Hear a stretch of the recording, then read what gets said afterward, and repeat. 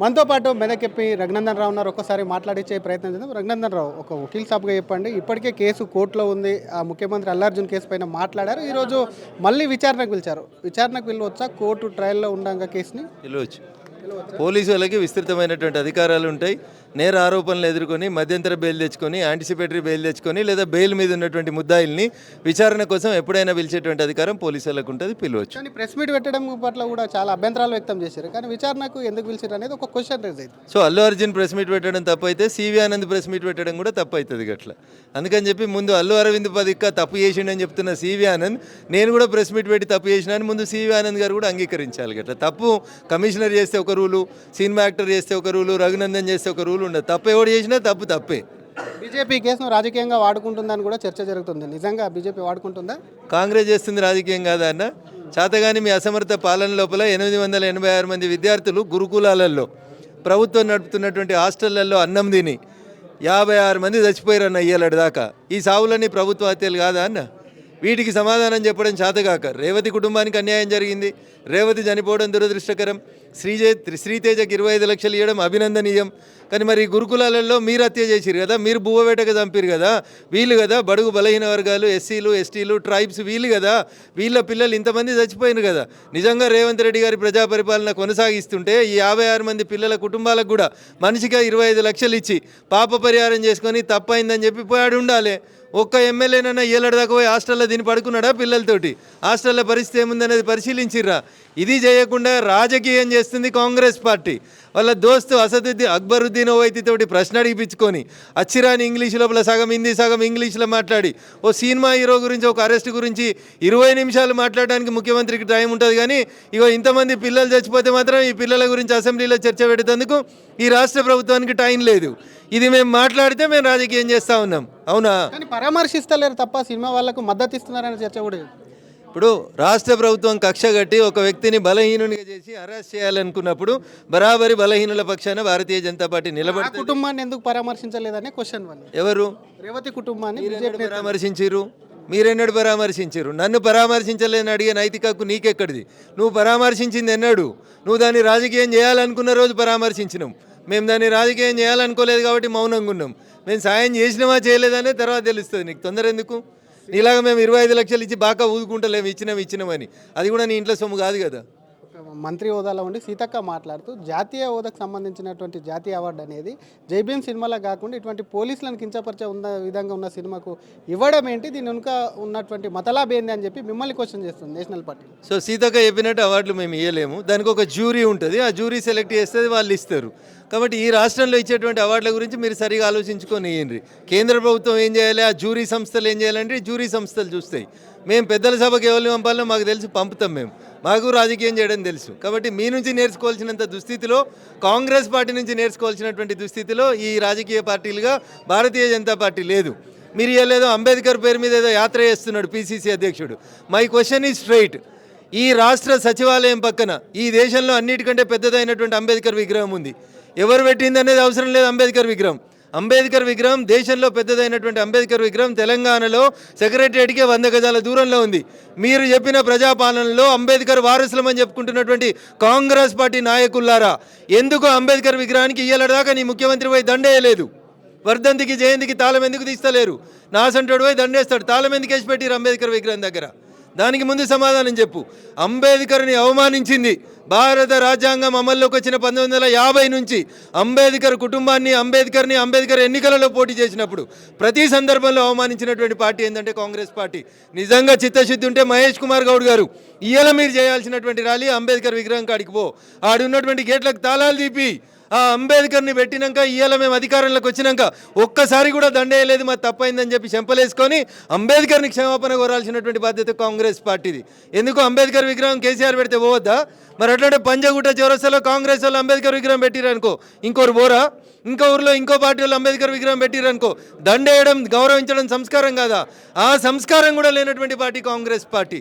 What you will speak about అంబేద్కర్ని ఎన్నికలు ఓడగొట్టింది మీరు.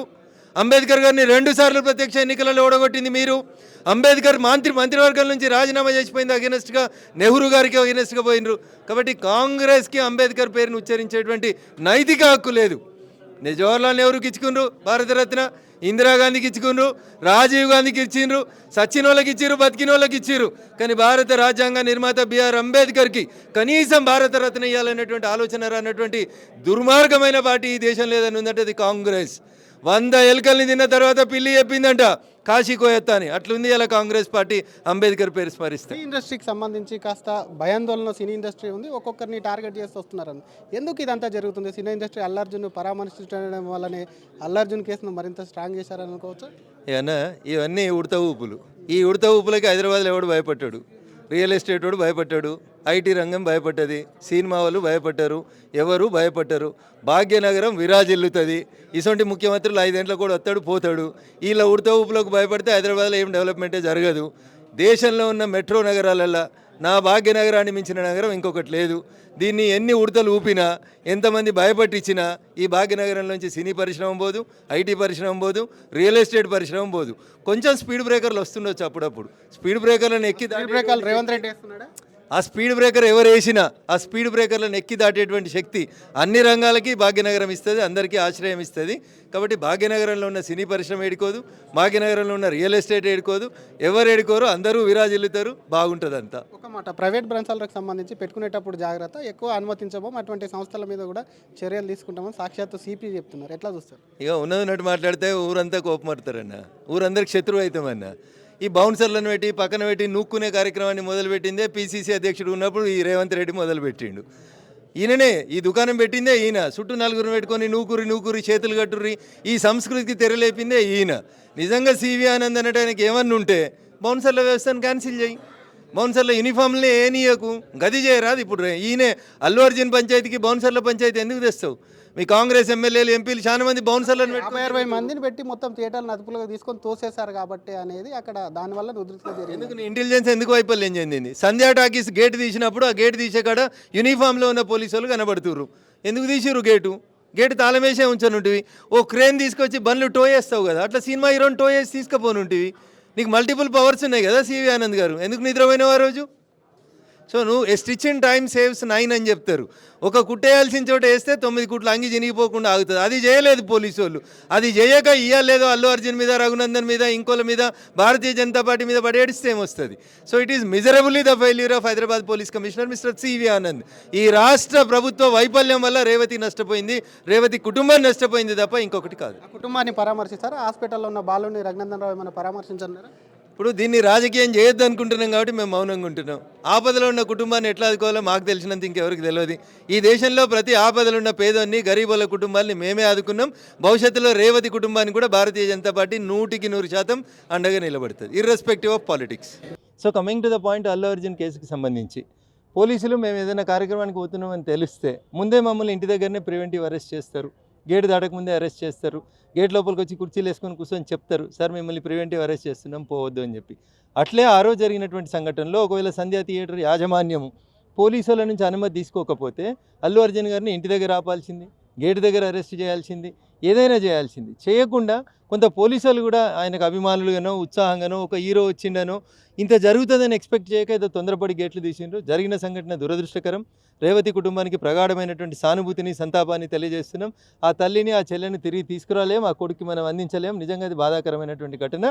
దాంట్లో అల్లు అర్జున్ గారు కూడా నైతికంగా బాధ్యత వహించి, ఆ నిర్మాతలు కూడా బాధ్యత వహిస్తే ఇంకొంచెం బాగుంటుంది అనేది సినీ ఇండస్ట్రీకి నా సూచన. ఇకపోతే రెండో అంశం, 25 లక్షలు ఇచ్చినాం, వాళ్ళు రాలేదు మేము ఇచ్చినాం, వాళ్ళు రాలేదు మేము ఇచ్చినాం అని చెప్పి బాగా ఊదుకుంటున్నటువంటి గౌరవ మంత్రి కోమటిరెడ్డి వెంకటరెడ్డి గారికి నా విజ్ఞప్తి ఏంటంటే, మీరు నడుపుతున్నటువంటి గురుకులాల్లో మీరు బువ్వ సరిగా పెట్టక ఆ బువ్వల ఎలుకలు వచ్చి, మందులు వచ్చి, పురుగులు వచ్చి 42 మంది ముక్కుపచ్చలారని విద్యార్థులు చచ్చిపోయినారు. అయ్యా కోమటిరెడ్డి వెంకటరెడ్డి గారు, మీ ప్రభుత్వానికి నిజంగా చిత్తశుద్ధి ఉంటే శ్రీతేజ మీద ఉన్నటువంటి ప్రేమను నేను తప్పుపడతలేను, కానీ అదే ప్రేమని ముక్కుపచ్చలారని 42 మంది విద్యార్థులు గురుకులాల్లో ఉండి చదువుకుంటున్నటువంటి పేద బడుగు బలహీన వర్గాలకు సంబంధించినటువంటి ఆ 42 మంది విద్యార్థులకి మనిషికి 25 లక్షలు ఇచ్చేతందుకు నీకు నీ ముఖ్యమంత్రికి ఎందుకు మనసు రాలేదు అనేది మాత్రమే నేను కోమటిరెడ్డి వెంకటరెడ్డి గారిని, ఈ రాష్ట్ర ముఖ్యమంత్రి గారిని చాలా స్పష్టంగా అడగదలుచుకున్నాను. అట్లే ప్రజాపాలన ప్రారంభమైన ఈ ఏడాది 2 నెలలలో సుమారు 63 మంది రైతులు చనిపోయినట్టు మాకున్నటువంటి సమాచారం. ఆ కుటుంబాలకు కూడా 25 లక్షలు ఇచ్చి మీరు ఉదార స్వభావాన్ని చాటి చూపుకోవాల్సింది. కానీ ఒక్క శ్రీతేజ దగ్గరికి పోయి పిన్ పాయింటెడ్గా ఒక నటున్నో ఎవరినో అరెస్ట్ చేస్తే ఆయనకు జనాలలో సానుభూతి వస్తే దాన్ని తిప్పుకొట్టేందుకు అసెంబ్లీలో 15 నిమిషాలు వాళ్ళ గురించి కాదు ముఖ్యమంత్రి గారు మాట్లాడాల్సింది, ఒక సినీ నటుడి గురించి కాదు నువ్వు మాట్లాడాల్సింది. గురుకులాలలో పురుగుల మందు వస్తుందని రోజు ధర్నా చేస్తున్న విద్యార్థులను ఉద్దేశించి మాట్లాడాలి, ఆ సమస్యను అడ్రస్ చేయాలి. అది చేసి ఉంటే కాంగ్రెస్ రాజనీతి కాదు నిజంగా ప్రజాపాలన చేస్తుందని ఒప్పుకుంది. కాంగ్రెస్ అల్లు అర్జున్ విషయం లోపల రాజనీతిని ప్రదర్శించాలనుకుంది, మైలేజ్ పొందాలనుకుంది, చేసిన తప్పును కప్పిపుచ్చుకోవాలనే ప్రయత్నం చేసింది తప్ప ఇంకొకటి కాదు. అంటే గతంలో కేటీఆర్ ప్రభుత్వం ఉన్నప్పుడు అంటే అప్పుడు ఈడీ మోడీ అని చెప్పి ప్రధానంగా ఆరోపించారు.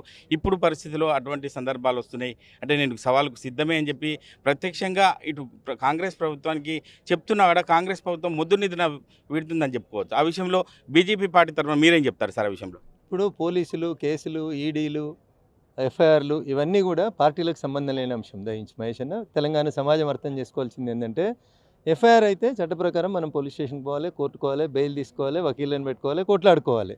కానీ ఈ సాంప్రదాయానికి పక్కదారి పట్టించి అన్నా చెల్లెళ్ళు ఇద్దరు మోడీ అని, బోడీ అని, ఈడీ అని నోటికి వచ్చిన భాష మాట్లాడి తప్పు చేసి చట్ట ప్రకారం ఎదుర్కోవాల్సిన కేసులలో భారతీయ జనతా పార్టీ అరెస్ట్ చేసింది.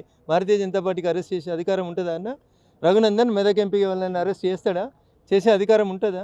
కానీ దాన్ని రాజకీయంగా వాళ్ళు చేసిన తప్పుల్ని కప్పిపుచ్చుకునేందుకు ఎవరో రాసిస్తే యతి ప్రాసలకు బాగుంటుందని మోడీ, బోడీ, ఈడీ అంటే ఒకళ్ళు అనుభవించారు. ఇప్పుడు మళ్ళీ ఇంకొకరు మాట్లాడుతున్నారు అట్లే మోడీ, ఈడీ, బోడీ అని, ఇంకొకరు కూడా అనుభవిస్తాడు. దాంట్లో ఏం తప్పు లేదు. అట్లా చేసిన తప్పుకి పనిష్మెంట్ ఉంటుంది. అంటే ప్రతిపక్షంగా కేసీఆర్ అసెంబ్లీకి రావడం లేదు, హరీష్ రావు నువ్వెందుకు మాట్లాడుతావు అని చెప్పి కోమటిరెడ్డి వెంకటరెడ్డి కూడా ప్రధానంగా ఆరోపించాడు. ఆ విషయంలో రఘునందన్ రావు మార్క్ ఎలా ఉండబోతుంది? నేనేమంటున్నాను, అసెంబ్లీ నడిచినప్పుడు ప్రతిపక్ష నాయకుడు వస్తే బాగుంటుంది అనేది ప్రజలు కోరుకుంటారు. కేసీఆర్ ఎందుకు వస్తలేడు అనే దానికి నేను సమాధానం చెప్పలేను, దానికి సమాధానం కేసీఆర్ గారు చెప్పాలి. హరీష్ రావు మాట్లాడితే కోమటిరెడ్డికి ఏం కడుపున వచ్చిందో నాకు తెలియదు. మరి ఈయన మాట్లాడుతుంటే ఆయనకి ఏమైనా మాట్లాడితే చేతనవుతుందో లేదో నాకు తెలియదు. అది అసెంబ్లీలాగా కనబడతలేదు, చేపల మార్కెట్లాగా అరుచుకుంటున్నట్టు కనబడతా ఉంది. ప్రభుత్వాన్ని డిఫెండ్ చేసేందుకు మంత్రులు ప్రిపేర్డ్గా వస్తలేరు అనేది అనిపిస్తుంది. ప్రతిపక్షం వాళ్ళ మీద దాడి చేస్తుంటే అందరు హీ అనుకుంటే పక్కలు చూసుకుంటున్నట్టు కనబడుతుంది తప్ప ఒక్కరు కూడా సబ్జెక్ట్ మీద కరెక్ట్ మాట్లాడడానికి ఇష్టపడతలేరు. You be prepared for it. అరే మీరు అధికార పార్టీ, పాలిస్తున్నటువంటి పార్టీ, మీరు చెప్పుని సమాధానం చెప్పకుండా అనవసరమైనటువంటి మాటలు దొంగ అని, యూజ్లెస్ ఫెల్లో అని ఏం మాట్లాడుతుర్రన్న అసెంబ్లీలో? దీనికోసమా మిమ్మల్ని జనాన్ని అడిగి పంపించింది? ఎవడు దొంగ అయితే అని రిమాండ్ చేయండి, ఎవడు యూజ్లెస్ ఫెల్ అయితే అని బయట పారేయండి, పోలీసులతో అని చెప్పి కేసులు పెట్టించుర్రి. అది హరీష్ మాట్లాడితే నాకేంది, కోమటిరెడ్డి మాట్లాడితే నాకేంది, మీరు ఇద్దరు ఏనైనా తాగుండ్రి. కానీ ఆ గురుకులాలలో వచ్చిన పిల్లలకు పైసలు ఇయ్యరు, ముందుగా కదా ఆలోచించుకోండి. ఓకే, అసెంబ్లీలో ఉన్నట్టు ముఖ్యమంత్రికి చివరగా ఏం విజ్ఞప్తి చేస్తారు సార్? ఎందుకంటే రాష్ట్ర రాజకీయాలను చూడకుండా ఇచ్చిన 6 గ్యారంటీల గురించి డిస్కస్ చేయకుండా అంటే ప్రధానంగా బయట వ్యక్తుల గురించి డిస్కస్ చేస్తున్నారు. చివరగా ఏం విజ్ఞప్తి చేస్తారు ముఖ్యమంత్రికి? ఇప్పుడు ఒక గీతను తుడపకుండా చిన్న గీత చేయాలంటే ఇంకొక గీత దాని పక్కన పెద్ద గీయాలి. అట్లా ఒక సమస్య నుంచి ప్రజల అటెన్షన్ని మళ్ళించాలంటే ఇంకొక సమస్యను తీసుకొచ్చి పెడతా ఉన్నారు వాళ్ళు. అల్లు అర్జున్ని పోలీసు వాళ్ళు అరెస్ట్ చేశారు, దానికి ముఖ్యమంత్రికి ఏం బాధ? చట్టం తన పని తాను చేసింది, పోలీసు వాళ్ళు అరెస్ట్ చేసారు, కోర్టు బెయిల్ ఇచ్చింది. నువ్వెందుకు దానికి అసెంబ్లీలో 15 నిమిషాలు అంత ఆవేశపడి మాట్లాడాల్సినటువంటి అవసరం ఏముంటుంది? ఆ రిటైర్డ్ అయ్యిండో సర్వీసులు ఉన్నాడో తెలియని ఒక సీఐ తోటి నానాయాగి చేయాల్సినటువంటి అవసరం ఏముంటుంది? ఎవరిని బెదిరించినా, మహేష్ రఘునందన్ని బెదిరించినా, రఘునందన్ మహేష్ని బెదిరించినా చట్ట ప్రకారం చర్యలు తీసుకోవాలి. మరి ఆ సీఐని రిమాండ్ చేయాలి కదా, బెదిరిస్తుండు కదా ఆయన. ఈయనిచ్చిండా? ఈ సీఐ కొలువులోకి రాకముందు బంజారా హిల్స్లో సినిమా ఇండస్ట్రీని రమ్మని అప్పుడు ఉన్నటువంటి పాలకులు ఇచ్చారు భూములు. ఇప్పుడు నీకేం నొప్పి అవుతుంది? ఆ సినిమా ఇండస్ట్రీతో తిరిగింది మీదే, ఈ రాష్ట్ర ముఖ్యమంత్రి కదా. ఆ సినిమా ఇండస్ట్రీలో చాలామంది తోటి చట్టపట్టాలు వేసుకురు. పోయిన ముఖ్యమంత్రి కుటుంబం వేసుకుంది, ఇప్పుడున్న ముఖ్యమంత్రి కుటుంబం కూడా వేసుకుంటుంది. దానికి మనకు అనుకూలంగా ఉంటే ఒక రకంగా, మనకు వ్యతిరేకంగా ఉంటే ఇంకొక రకంగా మాట్లాడడం అనేది భావ్యం కాదు.